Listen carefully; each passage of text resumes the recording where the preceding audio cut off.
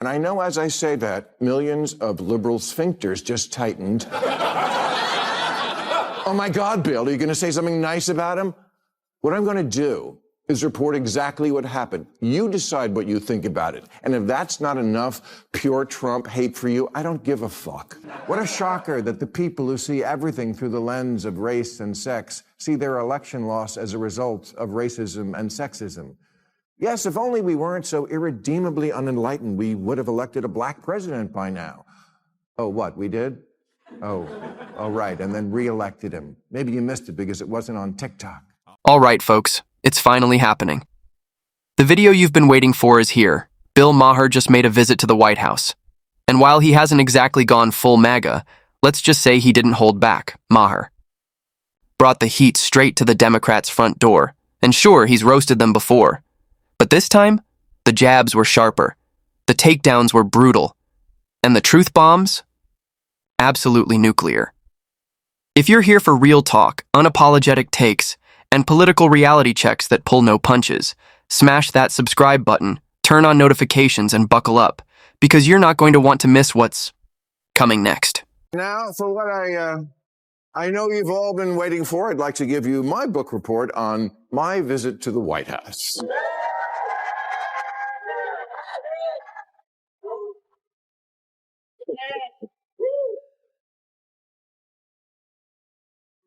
Okay, as you know, 12 days ago, I had dinner with President Trump, a dinner that was set up by my friend Kid Rock, because we share a belief that there's got to be something better than hurling insults from 3,000 miles away. And let me first say that to all the people who treated this like it was some kind of summit meeting, you're ridiculous. Like I was going to sign a treaty or something. I have no power. I'm a fucking comedian, and he's the most powerful leader in the world. I'm not the leader of anything, except maybe a contingent of centrist-minded people who think there's got to be a better way of running this country than hating each other every minute. Maher set the tone for the night with his signature self-deprecating charm, joking that he's just a humble comedian who somehow managed to snag an invite to the White House. But the lighthearted banter didn't last long. Without skipping a beat, Maher launched his first grenade straight at the Democrats, suggesting that maybe, just maybe, governing a nation should require something a little more productive than endless outrage and mutual resentment. And he didn't stop there. Maher painted the Democratic Party as a fractured, bitter mess, steeped in tribalism, and a toxic sense of moral superiority so thick that even lifelong liberals are quietly drifting toward the exits. It's exhausting, he hinted, and you could feel the sting behind the words. While Maher made it crystal clear he's no Trump fan, he didn't hesitate to say it outright. Right now, the Democrats are their own worst enemy.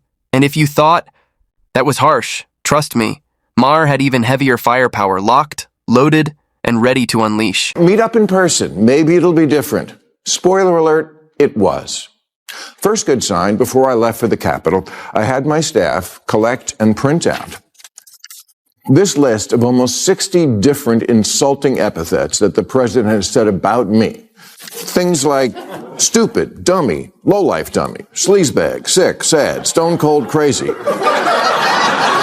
Really a dumb guy, fired like a dog, his show is dead. There's 60. I brought this to the White House because I wanted him to sign it, which he did. Before we dive any deeper, I've got to give credit where it's due. President Trump does have a sense of humor, and honestly, that alone puts him miles ahead of today's humorless left. Bill Maher even touches on this later in the video, but the contrast couldn't be clearer. Trump comes across as effortlessly witty, relaxed, and approachable, even when he's tossing out jabs. Now, compare that to Kamala Harris, whose every laugh line and facial expression feels painfully focus-grouped, scripted, and somehow still misses the mark. There's a world of difference between being genuinely funny and trying way too hard. And sadly, the left seems completely stuck in the latter. Anyway, enough commentary for now. Let's roll the clip. Now, as I say that, millions of liberal sphincters just tightened. Oh my God, Bill, are you going to say something nice about him? What I'm going to do is report exactly what happened. You decide what you think about it. And if that's not enough pure Trump hate for you, I don't give a fuck. Yeah.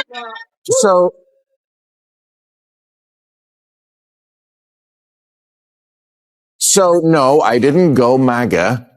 And to the president's credit, there was no pressure to. After we left the Oval Office, he showed me the little room off the office, you know, the one where Clinton used to. Okay. The blowjob room. Okay. Well, not anymore. That's where they keep the merch now. I said this in our last video, and it's worth shouting even louder now. Bill Maher has been a lifelong Democrat. He's spoken up for their causes, aligned with their ideals, voted for their candidates, and carried water for their agendas for decades. And yet, not once was he invited to the White House. Not under Obama. Not under Biden. Nothing. Nada. Now, I'm not saying Obama or Biden owed him a red carpet treatment, but let's be real, it says a lot when Donald Trump, a man Maher has publicly clashed with for years, is the one who actually welcomes him through the White House doors. That's not just surprising. That's headline material. And Maher didn't waste the opportunity either. That Clinton joke he dropped? Absolute gold. One of the few moments the room genuinely laughed, not because they were supposed to, but because it was actually funny. Maher didn't stop there either. He continued to be surprisingly effusive about President Trump. Take a listen. For starters, he laughs. I'd never seen him laugh in public, but he does, including at himself. And it's not fake. Believe me, as a comedian of 40 years, I know a fake laugh when I hear it. And I thank you for them. No.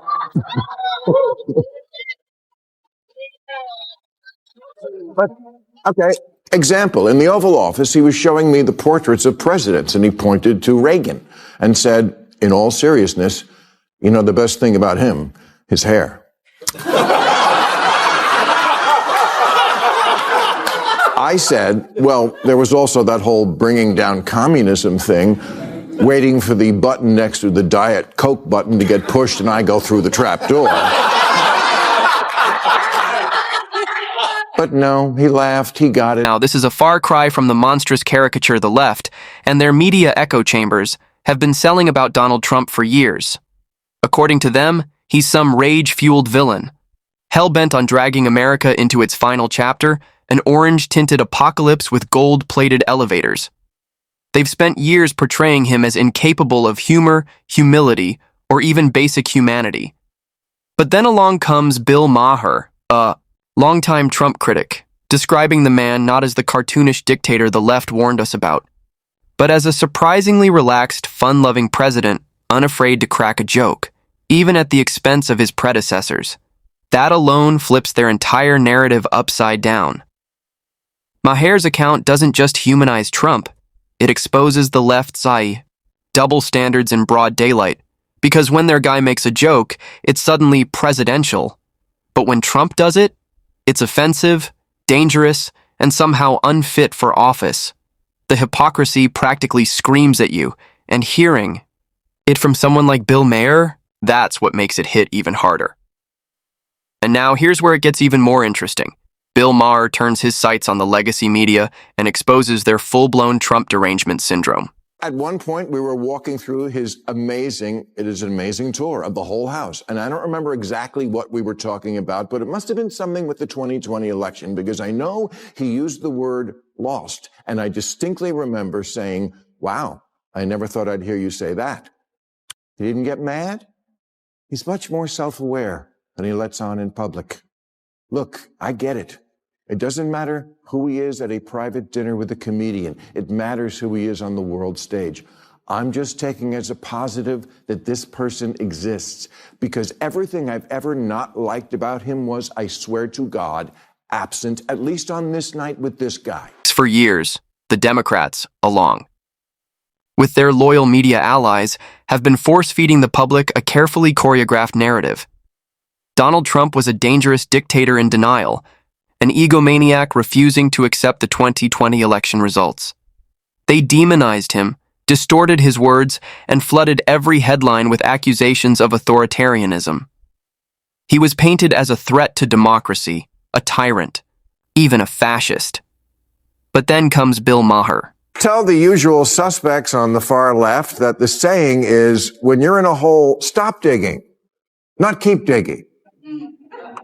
Talk about doubling down on what got you fucked in the first place. Even the one concession I've heard a few people on the losing side offer, that liberals should stop saying the Trump voters are stupid, comes with a kind of unspoken parentheses. We know they are stupid, just don't say it.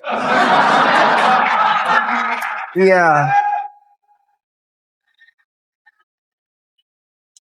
I got bad news for you. They don't have a monopoly on stupid. You wear Queers for Palestine t-shirts and masks 2 years after the pandemic ended. And you can't define woman, person who menstruates.